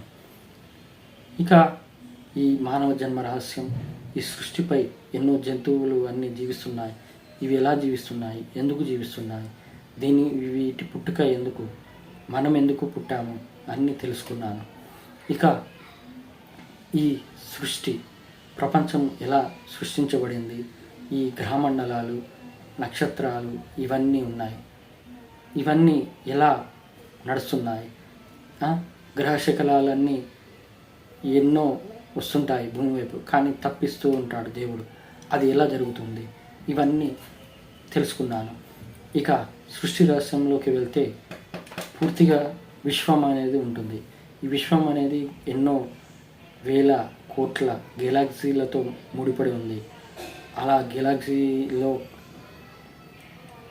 ఈ విశ్వంని నడిపించేది ఒక సృష్టి దేవత అయిన భవానీమాత అయినా కావచ్చు, జగన్మాత అయినా కావచ్చు, దుర్గామాత అయినా కావచ్చు, అమ్మవారు పూర్తిగా అమ్మవారే అవుతారు. ఈ అమ్మవారి నుండే త్రిమూర్తులైన బ్రహ్మ విష్ణు మహేశ్వరులు కూడా వచ్చారు. మరి ఈ ప్రపంచాన్ని ఇలా మనుషులను కాపాడడానికి దేవుడు ఎలా చేశాడు, అసలు మనుషులు ఎలా సృష్టించబడ్డాడు అనేది ఆలోచించాను. ఫస్ట్ మనం చిన్నప్పుడు చూస్తాము, డైనోసార్లు సినిమాలు చూసాము, జురాసిక్ పార్క్, జురాసిక్ వరల్డ్ అని. ఈ డైనోసార్లు ఇవన్నీ ఎందుకు వచ్చాయి, దేనివల్ల వచ్చాయి, ఇవి ఎందుకు అంతరించిపోయాయి అనేది తెలుసుకున్నాను. ఏంటంటే త్రేతాయుగం, కృతయుగం, ద్వాపర యుగం, ఈ వీటిలో జీవించిన మనుషులైన వాళ్ళు ఎన్నో పాపాలు చేయడం వల్ల కొన్ని లక్షల కోట్ల మంది ఉంటారు, లక్షల కోట్ల మంది ఉంటారు. అలాంటి జీవరాశుల్లో ఉన్న ఈ కృత ద్వాపర త్రేతాయుగం నాటి ఈ మనుషులలో అయినా జంతువులైనా కానీ మహాపాపంలో పడటం వల్ల ఈ డైనోసార్లుగా అవతరించాయి. ఈ పెద్ద క్రూర మృగాలుగా, క్రూర జంతువులుగా ఈ భూమి మొత్తం ఆవరించి అవతరించి ఆ దేవుడు మహాపాపంలో పడేట్టు చేశాడు. ఇవి అన్నీ కొన్ని కోట్ల సంవత్సరాలు జీవించినాక, ఆ మహాపాపం అనుభవించినాక పూర్తిగా ఇక మానవ జీవనం కొనసాగించాలంటే, మానవుడు పుట్టాలంటే ఇలాంటి పెద్ద పెద్ద జంతువులు ఉంటే మానవుడు జీవించలేడు. కాబట్టి ఆ మానవ జీవనం కొనసాగించడాలంటే ఒక పెద్ద ఉల్కను, ఒక గ్రహశకలాన్ని, పెద్ద గ్రహశకలాన్ని దేవుడు భూమిని ఢీకొనేటట్టు చేసి దాని ద్వారా రాపిడి, ఒత్తిడి, వేడి అన్నీ పెరగటం వల్ల ఆ జంతువులు నాశనం అవ్వటము, ఆ జంతువులలో నాశనమైనాక సృష్టి అంతా అంటే ప్రపంచమంతా, భూమండలం అంతా మారిపోవడము, అలాగే సముద్ర జలాలు కూడా మారిపోవడము ఇవన్నీ జరిగాయి. ఇక మానవ జీవనం కొనసాగించడానికి మనము తెలుసుకున్నాము, ఆది మానవుడి నుంచి మానవుడిగా మారాడని. ఇది మానవ జీవనం కొనసాగించడానికి ఈ డైనోసార్లు అంతరించిపోయాయి. ఇక మనము పుట్టాము, అలాగే మనతో పాటు జీవరాశులు, జల జీవరాశులు, భూమిపై జీవించే జీవరాశులు, జంతువులైనా, పక్షులైనా, కీటకాలైనా, ఏదైనా, అలాగే మనుషులను కూడా మనం జీవిస్తున్నాము. ఇప్పుడు ఎలియన్స్ అనేవి వస్తుంటాయి, మన అమెరికా శాస్త్రవేత్తలు గుర్తిస్తారు. ఏలియన్ ఒక గ్రహ సంబంధమైన ఆ ఏలియన్స్ యొక్క వాహనం కనబడటం ఇవన్నీ చూస్తాము. యాక్చువల్ ఏంటంటే ఆ ఏలియన్స్ అనేవి మనల్ని హానికరం చేయకుండా ఉంటాయి. అవి ఎందుకు ఉన్నాయి, అసలు ఎందుకు అవి ఏలియన్స్ తిరుగుతున్నాయి, అసలు ఏంటంటే అవి దైవశక్తికి సంబంధమైన, అవి దైవశక్తి ఉన్నవి, అవి భూమండలంపై తిరుగుతూ ఉంటాయి. ఏంటంటే ధర్మం కోసం అవి గమనిస్తూ ఉంటాయి, ధర్మాన్ని నిలబెట్టడానికి. అలా ఈ జీవనం, మానవ జీవనం పుట్టుక జరిగింది. ఈ మానవ జీవనం పుట్టుక ఏంటంటే అన్ని జీవరాశులతో సమానంగా మనం జీవిస్తున్నాము. కానీ అలాగే జన్మ చక్రంలో పడి చనిపోతున్నాము. కానీ మనం తెలుసుకోవాల్సింది ఏంటి, మనం ఎందుకు ఈ జన్మ ఎత్తాము అని తెలుసుకోవాలి. ఇక జీవరాశులు జంతు ప్రపంచంలో ఎందుకు పడుతున్నాయి ఇది కూడా తెలుసుకోవాలి. ఇప్పుడు మానవుడు కొన్ని జన్మలు, పూర్వజన్మ పాప పుణ్యాలను బట్టి, కారణాలను బట్టి మనిషి ఒక పని చేయడానికి, ఆ కర్మలను అనుభవించడానికి పుడతాడు. అలాగే జంతువులనేవి ఆ మహాపాపంలో అనుభవించడానికి ఆ జంతు ప్రపంచంలో పుడతాయి. అవి అనుభవించినాక ఎవరి దగ్గర అయితే సాధు జంతువు ఉంటుందో అది దాని నెక్స్ట్ జన్మ మానవ జన్మే అవుతుంది. ఇలా మనము జంతువులతో పాటు సమానంగా జీవిస్తున్నాము. అవి సంపాదించుకుంటున్నాయి, పిల్లల్ని కంటున్నాయి, అవి పెద్దయ్యాక వదిలేస్తున్నాయి, మళ్ళీ పిల్లల్ని కంటున్నాయి. వాటికి జ్ఞానం లేదు. ఏంటంటే నేను ఎందుకు పుట్టాననే ఆలోచన చేయవు. ఆ జ్ఞానం పెంచుకోవడానికి వాటికి అంత శక్తి ఇవ్వలేదు దేవుడు. కానీ మనిషికి ఇచ్చాడు, మనిషికి జ్ఞానం ఇచ్చాడు. ఏది డబ్బు సంపాదించుకునే అంత జ్ఞానం ఇచ్చాడు. కానీ ఈ మాయ ఏంటి? యోగమాయ, శ్రీకృష్ణ యోగమాయ, కలిమాయ అయినా ఒకటే. డబ్బు మాయలో పడడం, ఈ రజోగుణము తమోగుణంలో పడటం వల్ల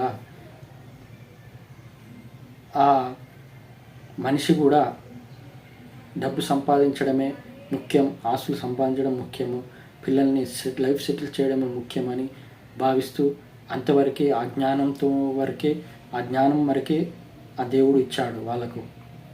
కానీ నాకు అంతకన్నా మెరుగైన జ్ఞానాన్ని ఇచ్చాడు. ఎందుకు ఈ జన్మనిచ్చాను నీకు అనేది ఆయన శ్రీకృష్ణ పరమాత్మ అర్జునునికి వివరించినట్టు నాకు వివరించాడు. కాబట్టి ఆ ఏడుకొండల వెంకటేశ్వర స్వామి కోసం, నన్ను ఇంత మంచిగా చూసుకుంటున్నందు కోసం, ఆ దేవుని కోసం నేను ఈ భగవద్గీత ఛానల్ పెట్టాను. అసలు మనిషి దేవుడు అనేది ఎక్కడెక్కడ ఉంటాడు? గాలి, నీరు, నిప్పు, గాలి, నీరు, నిప్పు, ఆకాశం, భూమి, బుద్ధి, అలాగే అహంకారం, ఇవన్నీ ఆత్మ, ఇవన్నీలో ఉంటాడు. ఇప్పుడు మనం జీవనము కొనసాగించాలంటే మనలో బుద్ధి ముఖ్యం. ఆ బుద్ధి అనేది ఏ డైవర్షన్లో వెళ్తుంది అనేది తెలుసుకోవాలి. సత్వగుణంలో ఉన్నావా, రజోగుణంలో ఉన్నావా, తమో గుణంలో ఉన్నావా? సత్వగుణం 3 గుణాలు. అంటే సత్వగుణం అంటే పూర్తిగా భగవద్గీత ప్రకారం నడవటం, దేవునిపై భారం వేసి జీవించడమే సత్వగుణం. అదే రజోగుణం అయితే కోరికలతో జీవించడము, కోరికల కోసం పనులు చేయడము, దాన్ని అనుభవించడం. తమో గుణం అయితే తమ శరీరాన్ని పాడు చేసుకోవడము, తమ శరీరంపై ఎన్నో రకాలుగా శిక్షలు వేసుకోవడము, వాళ్ళకు వాళ్ళే చేసుకోవడం వల్ల అది తమో గుణం అవుతుంది. ఇలా రజోగుణం తమో గుణం నుంచి బయటపడేసి మనం బయటపడాలి. అలాగే సత్వగుణంతో జీవించాలి. ఇక మోక్షప్రాప్తి ఇవి ఉంటాయి. మోక్షప్రాప్తి, నరకప్రాప్తి, స్వర్గప్రాప్తి అని. నేను ఆ వెంకటేశ్వర స్వామి చెప్పిన ప్రకారం తెలియజేసిన ప్రకారం మోక్షప్రాప్తి అనేది సత్వగుణంతో ఉన్న వాళ్ళకే మోక్షప్రాప్తి కలుగుతుంది. అది కూడా ఒక కాలం సమయంలో చనిపోయిన వాళ్ళు కూడా ధృవీకరించాడు. భగవద్గీత ప్రకారం ఒక కాలంలో చనిపోయిన వాళ్ళు మోక్షప్రాప్తి అని, ఒక కాలంలో చనిపోయిన వారు స్వర్గప్రాప్తి అని, నరకప్రాప్తి అని తెలియజేశాడు. అది ఆల్రెడీ వీడియోల్లో వివరించాను. అది మానవ జన్మ రహస్యంలో తెలుస్తుంది, భగవద్గీత భాగాల్లో కూడా తెలుస్తుంది. అది చూడండి. ఇక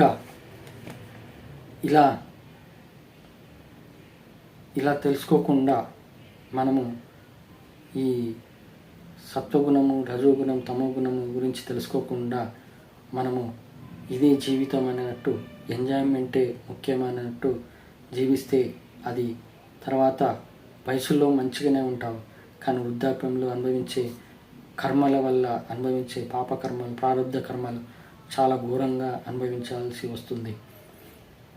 ఇక మన మైండ్ను ఎలా పెట్టుకోవాలి? మన మైండ్ను ఎలా అంటే, నేనే ఉదాహరణ. ఏంటంటే నాలో రజోగుణం, తమోగుణం అనేది కొంత ఏజ్ వరకు ఉంది, కానీ ఇప్పుడు పూర్తిగా సత్వగుణంలో వెళ్ళాను. మన బ్రెయిన్ ఇన్స్ట్రక్షన్ ఏంటంటే, మనము ఏది నేర్చుకుంటే అదే మనకు ఆ పని చేయమని నేర్పిస్తుంది.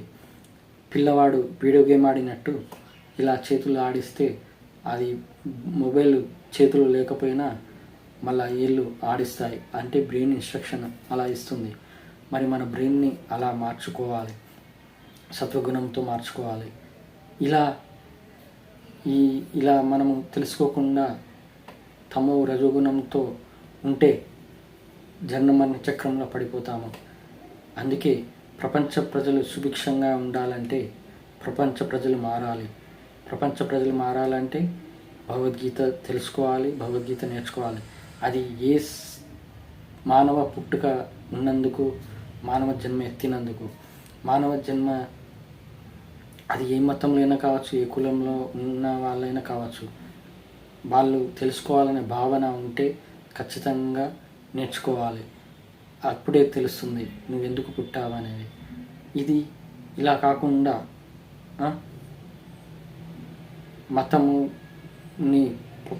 మతంలో పడి నరకంలో పడటం, అది కాకుండా అలా చేయకుండా మనం ఎందుకు జన్మ ఎత్తామనేది తెలుసుకుంటే బాగుంటుంది. ఇక ఇండోనేషియా ఎన్నో కంట్రీలలో మన హిందూ దేవాలయాలు ఉన్నాయి. ఏంటంటే వాటిని పూజించకుండా శిథిలావస్థలో పడేశారు. అంటే ఏంటి, భరతవర్షే జంబూద్వీపే అనే ఒక మనము అయ్యగాళ్ళు చెప్తున్న ఈ ఏదైనా పూజ కార్యక్రమంలో చేస్తారు. జంబూద్వీపే భరతవర్షే అని, అంటే భరతుడు పాలించిన ఈ ఖండం, ఈ దేశం, ఇది ప్రపంచం అంతా. అందుకే హిందూ దేవాలయాలన్నీ ప్రపంచం మొత్తం ఉన్నాయి. మరి హిందూ దేవాలయాలు ప్రపంచం మొత్తం ఉన్నాయంటే మన నాగరికత, అంటే దైవం సంబంధమైన పూర్వ కృత త్రేత ద్వాపర యుగాల నాటి సంబంధమైన నాగరికత అనేది ఉంది, ప్రపంచమంతా ఉంది. కానీ దేవుడు ఎందుకు ఈ మతాలను సృష్టించాడంటే ఎవరి పాపాలలో వాళ్ళు అనుభవించడానికి. అందుకే మతాలను సృష్టించాడు. ముస్లిం, క్రిస్టియన్ అయినా. ఇప్పుడు హిందూ మతంలో ఉండేవాళ్ళు వాళ్ళు దైవ సంబంధమైన విషయాలలో దగ్గరే అవుతారు.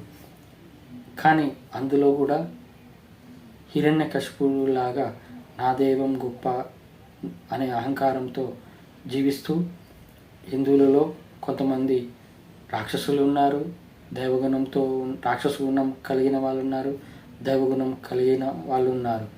అలాగే క్రిస్టియన్లైనా ముస్లింలైనా దైవగుణం వాళ్ళ అల్లాని నమ్మి ఉన్న వాళ్ళు ఉన్నారు. అలాగే జీసస్ని నమ్మి జీవించే వాళ్ళు కూడా ఉన్నారు. అందులో కూడా రాక్షస గుణాలు, దైవగుణాలు ఉన్నాయి. కానీ ఎందుకు సృష్టించాడంటే ఒక్కొక్కడికి ఒక శాపం ఉంటుంది. ఇప్పుడు మన నేను చిన్నప్పుడు చూసేది దైవ సంబంధమైన సినిమాలు. ఆ దైవ సంబంధమైన సినిమాల్లో ఎలా అంటే, నువ్వు ఆ దైవ సంబంధమైన ఏదైనా తప్పు చేస్తే దేవతలు వచ్చి శపిస్తారు, మునులైన ఋషులైన. ఏమని, నీకు కుక్క జన్మ పుడతావు, మనిషి జన్మ నుంచి కుక్క జన్మగా, కోతిగా, ఇంకా గబ్బిలంగా, బల్లిగా, ఎన్నో రకాలమైన జంతువులలో పుడతావని శపిస్తారు. గరుడ పురాణము అంటే ఏదో నరకము ఉంటుంది, అక్కడ మన శరీరాల్ని గుచ్చుతారు, అది చేస్తారని, అదంతా కల్పితం. ఈ సినిమాల్లో చూపించడం అలా ఉంది. కానీ నరకం అనేది మనం జీవితంలో జీవించే బాధలే, కష్టాలే, తిండికి ఇబ్బంది పడే రోజులే నరకం. అలా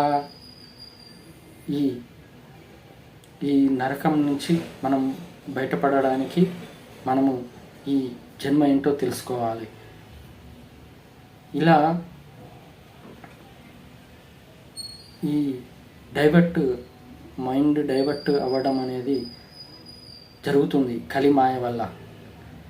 ఆ వెంకటేశ్వర స్వామి చెప్తున్నాడు ఏంటంటే, మనము నీ మైండ్ని నా వైపు తెచ్చుకో, నన్ను శరణు వేడు, ఖచ్చితంగా మీకు మోక్షం ఇస్తానని ఆ వెంకటేశ్వర స్వామి చెప్పాడు. అందుకే చెయ్యి ఇలా ఉంటుంది, కిందికి నా పాదాలను ఆశ్రయించు అని, అప్పుడే మోక్షం కలుగుతుందని. అలా ఆ దేవునికి కూడా మోక్షం పొందడానికి అలా చేయి చూపిస్తే మొక్కడానికి, శాస్త్ర నమస్కరించడానికి అహంకార భావంతో ఉన్నవాళ్ళు కూడా ఉన్నారు. నేను మొక్కాలా, పడుకోవాలా, నా బట్టలు అదేంటి రజోగుణం, నా బట్టలు ఖరాబ్ అవుతాయి అనే భావనతో ఉండటం. ఇలా దేవుని కూడా శాస్త్రాంగ నమస్కారం చేయడానికి ఆలోచిస్తారే వాళ్ళు ఇంకా ఎంతో ఘోరమైన జన్మలు అనుభవించాల్సి వస్తుంది.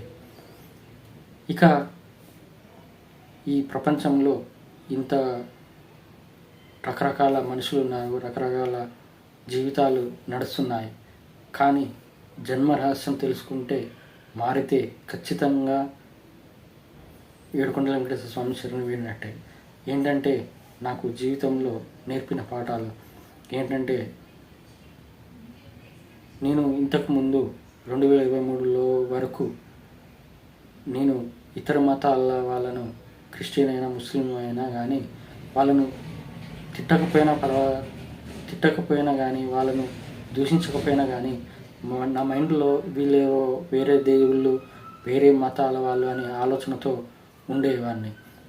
అప్పుడు ఆ వెంకటేశ్వర స్వామి నాకు నిరూపించాడు. ఏమనంటే, నా భార్య గర్భవతి ఉన్నప్పుడు, 9 నెలల గర్భవతి ఉన్నప్పుడు నేను డ్యూటీకి వెళ్తే నా భార్యను ముస్లిం ఫ్యామిలీ ఆటోలో తీసుకెళ్ళి హాస్పిటల్లో చేర్చి 2,000 ఖర్చు పెట్టారు. ఆ 2,000 ఖర్చు నన్ను అడగకుండా పెట్టారు. అంటే వాళ్ళలో ఉన్న మానవత్వం, వాళ్ళలో ఉన్న ఒక మనిషిపై చూపించే జాలి, దయ, అలా ఉండడం ఆ ముస్లిం ఫ్యామిలీని ఎప్పుడూ మర్చిపోను. అలా ఉండటం వల్ల నేను అప్పుడు, దేవుడా ఇలా నా భార్యను రక్షించావా అని నేను ఆ వెంకటేశ్వర స్వామిని అప్పుడు మొక్కుకున్నాను. ఇక తర్వాత నేను హైదరాబాద్ వచ్చాక ఇది ముస్లిం ఫ్యామిలీ అనేది 2007లో జరిగింది. ఇక హైదరాబాద్లో 2010లో వచ్చినప్పుడు నాకు ఉద్యోగం లేదు, ఉద్యోగం లేకపోతే జీవనం కొనసాగించాలి, నా భార్య పిల్లలను పోషించడానికి కష్టం అనే బాధతో ఉన్నప్పుడు అసలు 10 రోజులు కూడా పరిచయం లేని వాళ్ళు ఒక క్రిస్టియన్ వచ్చి, నీకు ఉద్యోగం కావాలి, నేను ఇస్తాను, నీ బాధ నాకు అర్థమైంది అని ఇచ్చాడు. అప్పుడు క్రిస్టియన్ అనే భావనతో ఉన్నా కానీ నేను నా జీవన అవసరాలను బట్టి నేను ఆయన ఇచ్చిన ఉద్యోగంలో చేరాను. ఇక 2010లో జరిగింది. ఇలా జరిగినాక 2023లో నాకు ఆ తిరుమల గర్భగుడిలో దర్శనం అయ్యాక, ఆత్మదర్శనం అయ్యాక నాకు మార్పు రావడం జరిగింది. ఎలా అంటే, దేవుడు కొత్త ఆలోచనలు ఇవ్వడము, కొత్తగా ఆలోచించడము, ఇవన్నీ చేశాడు. ఇక ఇలా జరిగిన ఈ ముస్లిం ఫ్యామిలీ, క్రిస్టియన్ ఫ్యామిలీ బట్టి నేను అర్థం చేసుకున్నది ఏంటంటే, అమృత తరంగిణి బుక్ ద్వారా ఆయన్నే సృష్టించాను ఈ మతాలని, కులాలని అనేది ఎవరి పాపంలో వాళ్ళలో అనుభవించడానికే ఇలాంటి నేను సృష్టించానని ఆ బుక్లో ఉంది. ఆ వెంకటేశ్వర స్వామి సృష్టించాడు. అప్పుడు అర్థమైంది, తండ్రి నాకు ఈ మతద్వేషం లేకుండా, మతద్వేషం మాయలో పడకుండా నువ్వు ఇలా నన్ను నిరూపించావా ముస్లిం ఫ్యామిలీగా ఒక క్రిస్టియన్ లాగా. అంటే అర్థమైంది నాకు. అప్పుడు అర్థమైంది ఏంటంటే, వెంకటేశ్వర స్వామి అందరిలోనూ ఉన్నాడు.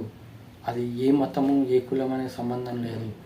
అందరిలోనూ ఆయనే ఉన్నాడు, ఆయనే దగ్గర ఉండి రక్షిస్తాడు అని నేను తెలుసుకున్నాను. అప్పటి నుండి మతద్వేషం లేకుండా అందరిలోనూ పరమాత్మను చూడడం నేర్చుకున్నాను. అసలు ప్రతి మనిషిలో పరమాత్మను చూడాలంటే ఎలా అనేది చెబుతాను. ఏంటంటే, మన కోసం ఈ ప్రపంచాన్ని సృష్టించాడు. ప్రపంచంలో గాలి, నిప్పు, నీరు, అలాగే ఇవి మన అవసరాలైనవి.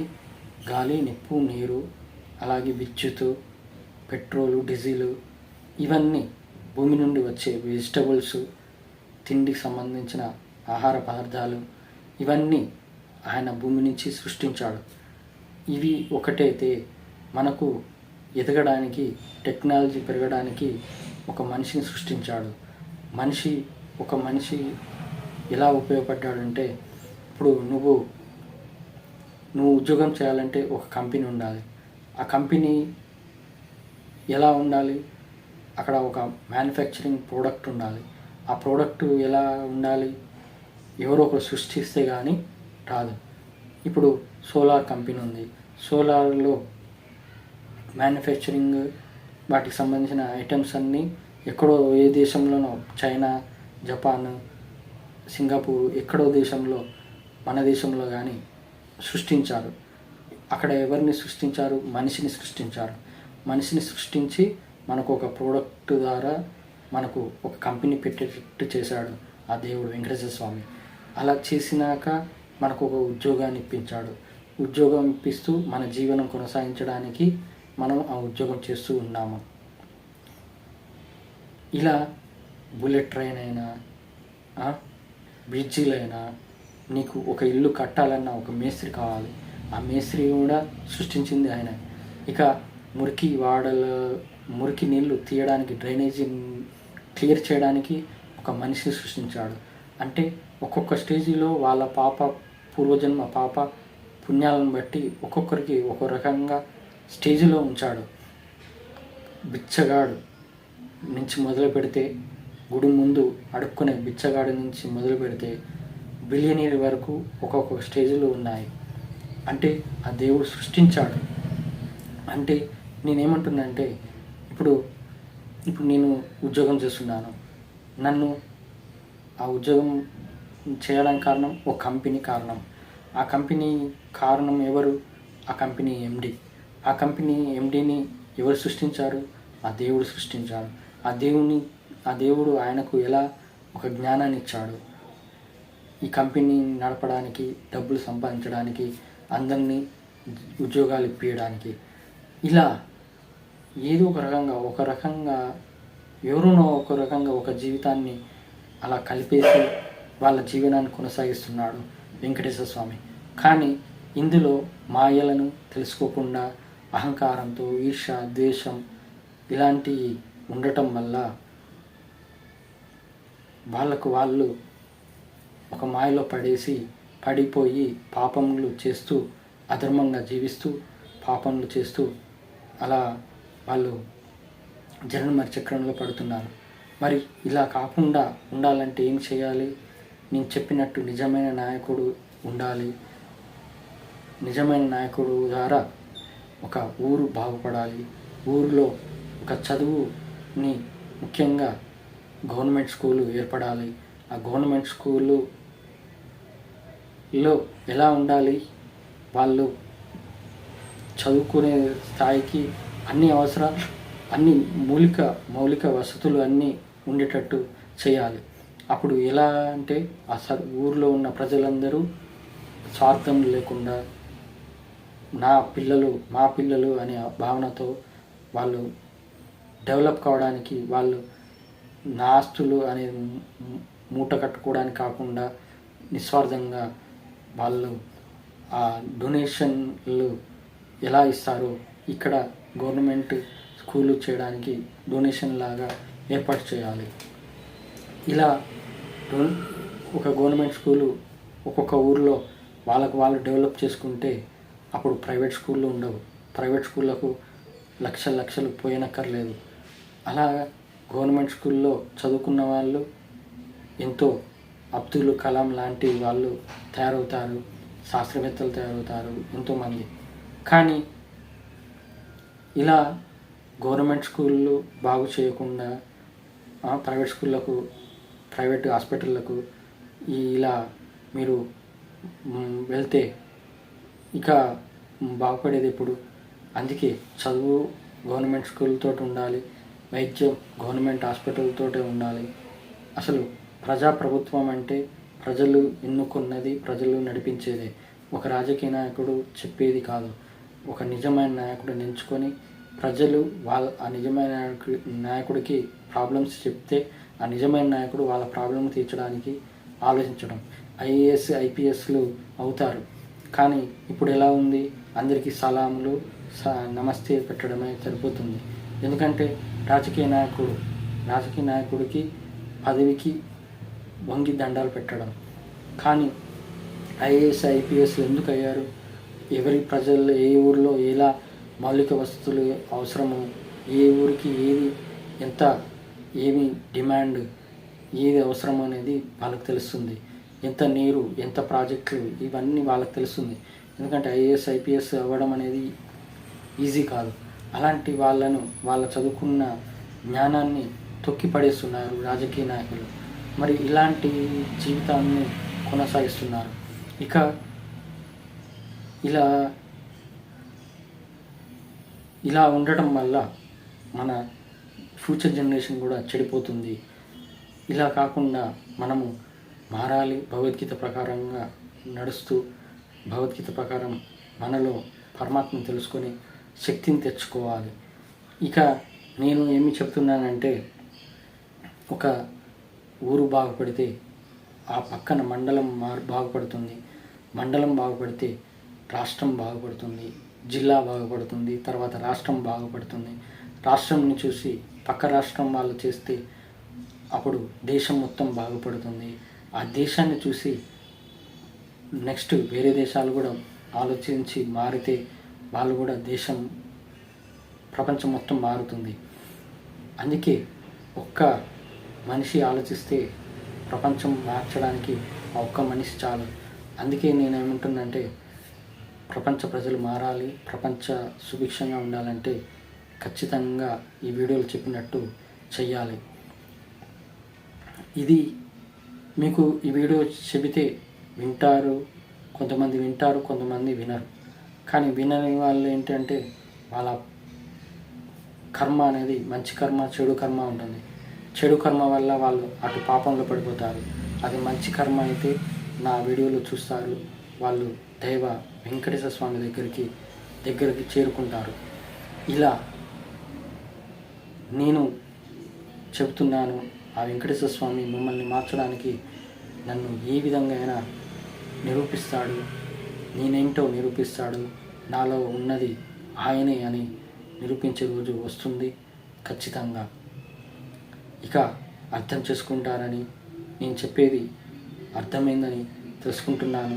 ఇంకా మీకు ఏమైనా డౌట్లైనా సందేహాలైనా కామెంట్స్లో చెప్పండి, నా మెయిల్ ఐడి daivam.thegodbhagwan@gmail.comకి, అలాగే నా ఛానల్ సబ్స్క్రైబ్ అయ్యి నా ఛానల్ వాట్సాప్ కమ్యూనిటీ ఛానల్లో పరమాత్మ సైన్యంలో చేరగలరు. అది కూడా పోస్ట్లో అవైలబుల్ ఉంది. ఇక ఆ వెంకటేశ్వర స్వామి కోసం నేను ఏదైనా చేస్తాను. ఇప్పుడు CJP పార్టీ గెలిచింది, వాళ్ళు సాధించారు యువత. ఆ యువతను నాకు కావాల్సిందే యువత. ఎందుకంటే చిన్నపిల్లలు వాళ్ళు ఎదిగే స్టేజ్, వాళ్ళ మైండ్ ఇంకా డెవలప్ అయ్యే రోజు.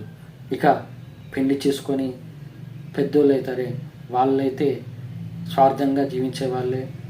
వాళ్ళు ఎందుకు జన్మ ఇస్తాము అని తెలుసుకోకుండా వాళ్ళు అలాగే ఎంజాయ్ చేయడానికి బతికే వాళ్ళే. ఇలాంటి వాళ్ళను కాదు, యువత. దేవుడు యువతను చూస్తాడు, యువతనే ఎంచుకుంటాడు. నాకు కావాల్సింది యువత. ఆ యువత గెలవాలి. యువత గెలిస్తే తల్లిదండ్రులు మారుతారు. తల్లిదండ్రులతో పాటు వారు మారి, వారితో పాటు వారి పిల్లలు మారి, ఈ జనరేషన్ నుంచి మొదలు పెడితే నెక్స్ట్ జనరేషన్ కూడా మారుతుంది. నేను కోరుకున్నది, ఆ CJP పార్టీ వాళ్ళు చేసినది నేను కోరుకున్నది ఏంటంటే, మీకు నేను కామెంట్ కూడా చేశాను, మీకు యువతకు ఆ వెంకటేశ్వర స్వామి తోడుగా ఉన్నాడు, మీరేమీ భయపడకండి, మీరు గెలుస్తారు అని కామెంట్ చేసిన రోజులు కూడా ఉన్నాయి. ఖచ్చితంగా గెలిచారు వాళ్ళు. యువతను ఆ దేవుడు ఎప్పుడు వీడడు, దేవుడు ఎప్పుడు వాళ్ళకు తోడు ఉంటాడు. ఇది నిజం, తథ్యం. ఓం నమో వెంకటేశాయ నమః. గోవింద గోవింద. కనుక మీకు నచ్చినట్లయితే లైక్ చేయండి, ఎందుకంటే ఇలాంటి వీడియోలు మరింతమంది చూడాలి. అందుకే లైక్ చేయండి. అలాగే మీకు నోటిఫికేషన్తో సహా మరిన్ని నెక్స్ట్ వీడియోలు మీరు చూడాలనుకుంటే సబ్స్క్రైబ్ చేయండి. ఓం నమో వెంకటేశాయ నమః.